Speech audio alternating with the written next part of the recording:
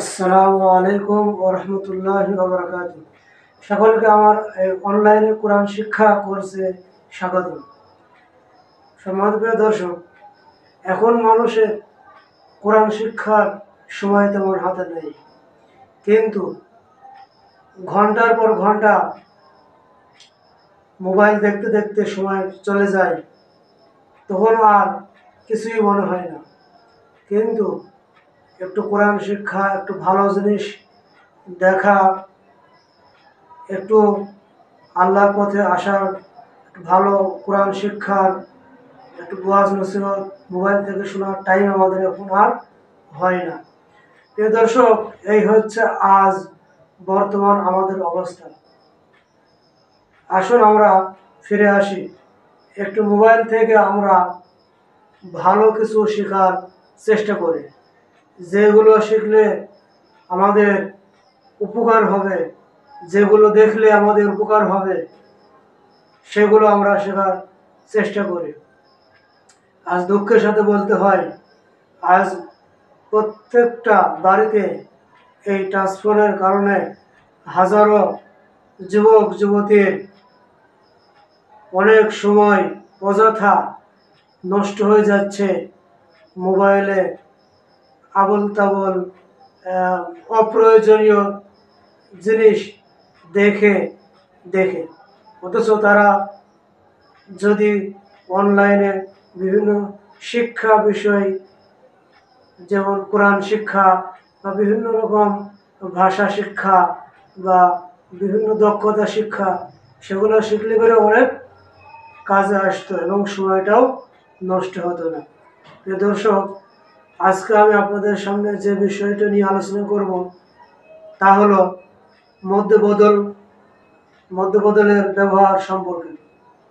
আসুন আমরা আর কথা না বাড়িয়ে ভিডিওয়ে চলে যাই। মধ্যবদলের পরিচয়। মধ্যবদল কাকে বলে? হামজার হরকতকে এক আলিফ টানিয়া পড়ার নাম মধ্যবদল। আর আলিফের ওপর যখন জবর, জের, পেশ অথবা খাড়া জবর আসবে, তখন সেই আলিফটার উচ্চারণ হবে হামজার ন্যায়। আলিফের উপর জবর, জের অথবা খাড়া জের, পেশ আসলে আলিফটার উচ্চারণ হবে হামজার মতো। এই জন্য আলিফকে বলা হচ্ছে হামজা। হামজার হরকতকে এক আলিফ টানিয়া পড়ার নাম মধ্যে বদল। হামজা খাড়া জবর আ, মিম জবর মা, নুন জবর না, আমানা, আমানা। হামজা খাড়া জবর আ, দাল জবর দা, আদা, মিম জবর মা, আদম। হামজা খাড়া জবর আ, ওয়াও খাড়া জবর ওয়া, আ ওয়া, আমানা, আদম, আওয়া।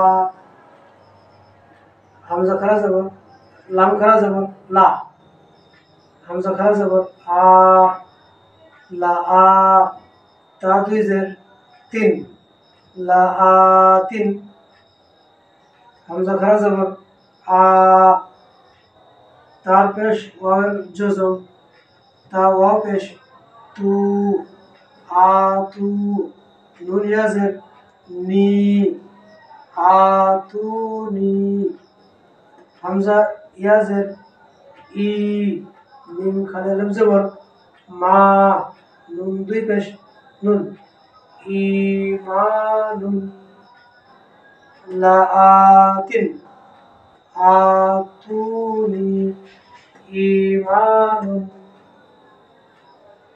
বা জবর বা, হামজা ইয়াজের ই, বা ই, সিন দুই পেশ সুন, বা ই সুন, বা ই সুন।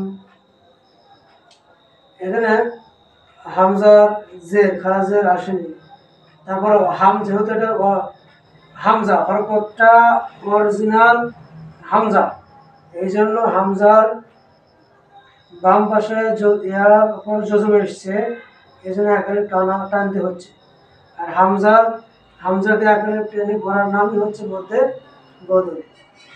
বা ইসুন, বা ইসুন, হামজা খারাজের ই, লাম খারাজ লা, ইলা, ফাজের ফি, ইলাফি, হামজা ওয়াও পেশ উ, তাজের তি, উতি, ইয়া জবর ইয়া, উতিয়া, উতিয়া, বাঈসুন, ইলাফি, উতিয়া।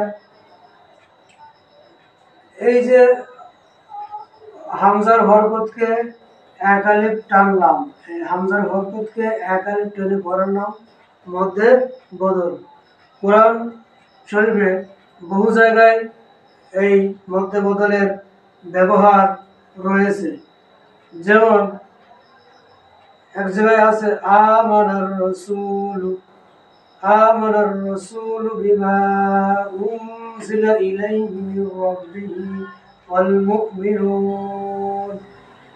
এখানে কোরআন শরীফে আছে হামজা খারা জবর আ, মিম জবর মা, নুন জবর না, আমানা, রর তাসদীদ, এই নুনের জবর আর রর তাসদীদের কাছে এসে সংযোগ হবে, একসাথে ধরবে।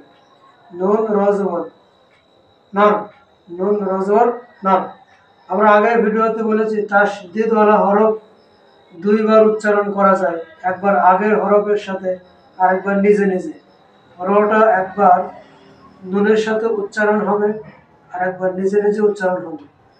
যেমন নুন র জবর নর, র জবর র, নর র, আমানার র, আমানার র, সিন ওয়াও পেশ সু, লম পেশ লু, আমানার রাসূল। তো এখানে বলা উদ্দেশ্য হচ্ছে কোরআন কারিমের মধ্যে এই শব্দটি ব্যবহার হয়েছে, আর বহু জায়গাতেই ব্যবহার হয়েছে, সবগুলো তো এখানে উল্লেখ করা সম্ভব নয়। আমি আরেকটা উল্লেখ করছি, সূরা কুরাইশের মধ্যে 30 পারায় ব্যবহার হয়েছে।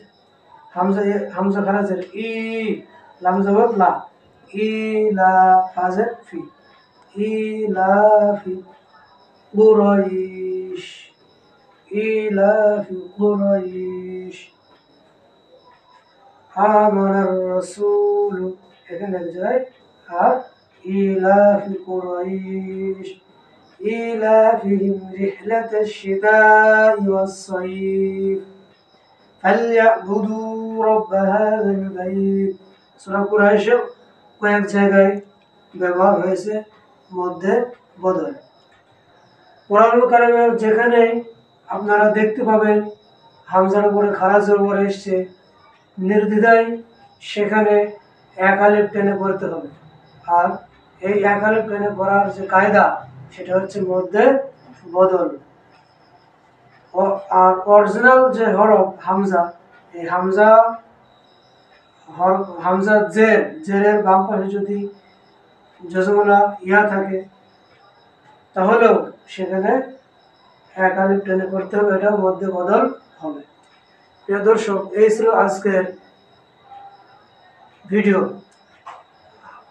এই ভিডিওটি ছিল মধ্যে বদল সম্পর্কে। ভিডিওটি যদি আপনাদের পছন্দ হয়, ভালো লাগে, অবশ্যই আমাদের এই চ্যানেলটি লাইক, কমেন্ট, শেয়ার করবেন এবং অবশ্যই সাবস্ক্রাইব করে রাখবেন, যাতে করে ইসলামিক ভিডিওগুলো আরও প্রচার হয়, মানুষ দেখে এবং এই চ্যানেলের মাধ্যমে মানুষ সহজে কোরআন শিখতে পারে। এতক্ষণ আমাদের সাথে থাকার জন্য সকলকে ধন্যবাদ, শুকরিয়া। ভালো থাকবেন, সুস্থ থাকবেন, আল্লাহ তাআলার কাছে সেই দোয়া করি। আসসালামু আলাইকুম ওয়া রাহমাতুল্লাহ।